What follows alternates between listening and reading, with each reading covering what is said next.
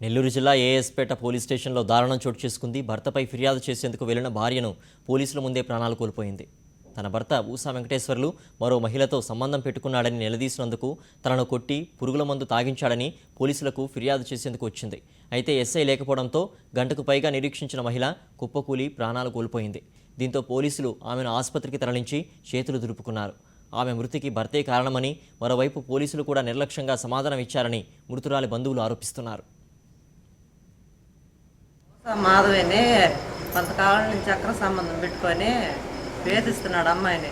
నిన్న రాత్రి అట్టే గొడవలు చేసుకొని కొట్టి చంపి మందు పోసి తెలియనట్టుగా వెళ్ళిపోయాడు. అమ్మాయి వచ్చి నన్ను మందు తాగున్నాను, నన్ను ఇంప్రెషన్ తీసుకోండి, నన్ను అక్ర సంబంధం పెట్టుకొని నన్ను ఇట్లా కొత్త హింసిస్తున్నాడు అని పోలీసుల కాడికి వస్తే వాళ్ళు ఏమన్నారంటే మేము హాస్పిటల్కి తీసుకొని పోతాము, తీసుకోకుండా అమ్మాయి చెప్పిన మాటలు తీసుకోకుండా ఇక్కడ హాస్పిటల్కి పంపించారు వాళ్ళు.